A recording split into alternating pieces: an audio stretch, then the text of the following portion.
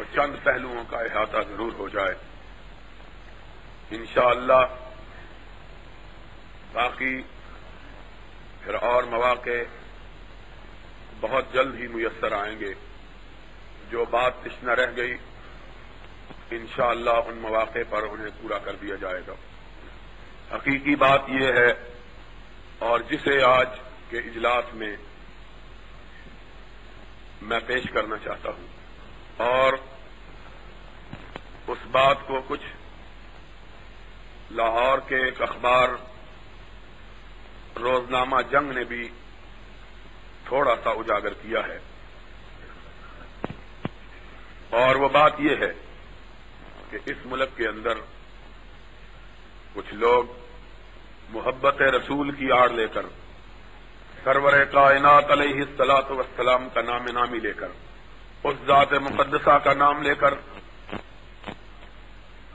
جو سراپا محبت اور مجسم رحمت تھے، جن کے بارے میں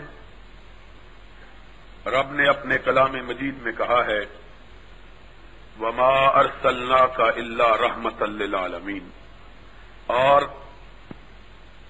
جن کے بارے میں حدیث پاک میں آیا ہے کہ زندگی کے طویل سالوں میں 40 برس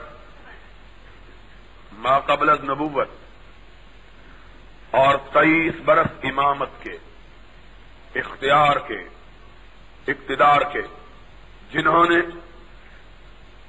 اپنی زبان اقدس سے کبھی کسی کو گالی نہیں دی، کبھی کسی کے بارے میں سخت کلمہ استعمال نہیں کیا، کبھی کسی کو دکھ نہیں پہنچایا۔ اور انس کی روایت میں رضی اللہ تعالیٰ عنہ، میں نے 10 سال حضور اکرم صلی اللہ علیہ وسلم کی صحبت میں اور خدمت میں دن رات بسر کیے۔ چھوٹا سا تھا، خدمت میں کوتاہی بھی ہو جاتی تھی، غلطیاں بھی ہو جاتی تھی، لغزشیں بھی ہو جاتی تھیں، خطائیں بھی ہو جاتی تھیں، لیکن اس 10 سال کے طویل عرصہ میں کبھی میں نے نبی کی زبان اقدس سے اف تک نہیں سنا۔ جب بھی رسالت مآب صلی اللہ علیہ وسلم نے مجھے خطاب کیا، پیارا بیٹا کہہ کے خطاب کیا، اور اگر مجھ سے کوئی غلطی ہو گئی تو اس کا پتہ مجھے حضور کے تبسم سے چلا۔ حضور مسکراتے اور میں سمجھ جاتا کہ مجھ سے غلطی ہو گئی۔ اتنا صاحب اخلاق عالیہ اور پیکر محبت و مودت نبی، اتنا کہ یہ تو انس سے اپنے تھے۔ ان کی والدہ نے منت مانی تھی کہ اللہ مجھے بیٹا عطا کرے گا تو میں اس کی جوانی سے اپنے مستقبل کے سنوارنے کی امیدیں نہیں باندھوں گی۔ اگر رب نے مجھ کو بیٹا عطا کیا تو میری یہ منت نہیں ہے کہ میں اسے پالوں گی، پوسوں گی، پرورش کروں گی، اسے دوں گی، پروان چڑھاؤں گی تاکہ وہ بڑا ہو کے میری خدمت کرے، میرے لیے روٹی کمائے، میرے بڑھاپے کا سرمایہ بنے، بلکہ اللہ اگر تو نے مجھے بیٹا دیا اور میں نے اسے پرورش دی، وہ خدمت کے قابل ہوا تو اللہ اپنے لیے نہیں مانگتی، میں اسے تیرے نبی کی خدمت کے لیے وقف کر دوں گی۔ تو یہ تو انس وہ انس تھے جن کو مانگا ہی نبی کی خدمت کے لیے گیا تھا، لیکن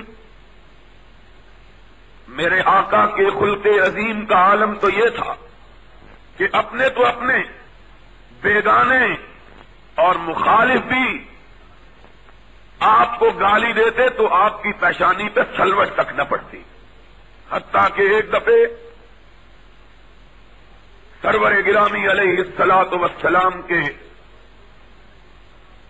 رفیق سفر، یار غار، آپ کے وزیر اول جناب صدیق اکبر رضی اللہ تعالی عنہ کو ایک غیر مسلم نے گالی دی، مسلمان بھی نہیں تھا، صدیق اکبر خاموش رہے. اس نے پھر گالی دی. آپ پھر خاموش رہے. اس نے پھر گالی دی. آپ کا پیمانہ صبر لبریز ہو گیا. آپ نے غصے میں آ کر اس کے جواب میں وہی کلمات اس کی طرف لوٹائے جو اس نے آپ کے بارے میں کہے تھے. ذرا اس نبی کی عظمت اور اس مجسم محبت اور پیکر رحمت کی شفقت اور اس کی بلند اخلاقی تو دیکھو کہ صدیق کہتے ہیں ابھی میری زبان سے اس کے جواب میں لفظ نہ نکلے تھے کہ میں نے دیکھا کہ کسی نے ریشم کی طرح کا ہاتھ میرے کندھے پہ رکھ دیا ہے. پلٹ کے دیکھا تو میرے سامنے سرور کائنات کا چہرہ مبارک ہے. آپ نے فرمایا صدیق چپ رہو, کچھ نہ کہو. جب تک تم چپ رہے تھے فرشتے تیری طرف سے جواب دے رہے تھے, اور جب تم نے گالی دی جواب میں فرشتوں نے کہا اب یہ جانے اور اس کا کام جانے. میں گالی دینے والا بنا کے نہیں بھیجا گیا. اور یہی نہیں کہا بلکہ ساتھ ہی یہ بھی ارشاد کر دیا, فرمایا میرا ماننے والا بھی گالی گلوچ کرنے والا نہیں ہوتا. کوئی مومن نہ لعان ہوتا ہے, نہ سباب ہوتا ہے, نہ شتام ہوتا ہے. وہ مومن ہی نہیں جو لوگوں کی عزت و آبرو سے کھیلے. ایسا نبی جس کے تحفظات کا عالم یہ ہے کہ جب وہ اس کائنات سے رخصت ہو رہا ہے حد نظر تک پھیلے ہوئے اس کے رفقا, اس کے تلامذہ, اس کے فداکار, اس کے جانثار اس کے سامنے ادب سے بیٹھے ہوئے ہیں. وہ جانثار کہ اگر اس کی پلک کا اشارہ ہو تو اپنے دلوں کو اپنے سینے چاک کر کے اس کے پیروں کے اندر رکھ دیں. ایسے فداکار کہ اگر وہ حکم دے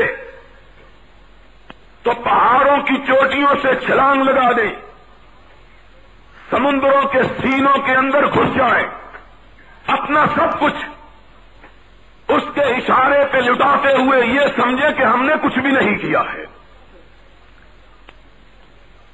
ایسے جانثار جن کی محبتوں کا اور عقیدتوں کا عالم یہ ہے, جن کے احترام کی کیفیت یہ ہے کہ انہوں نے ساری زندگی نگاہ بھر کے بھی اپنے محبوب کے چہرے کو نہیں دیکھا ہے.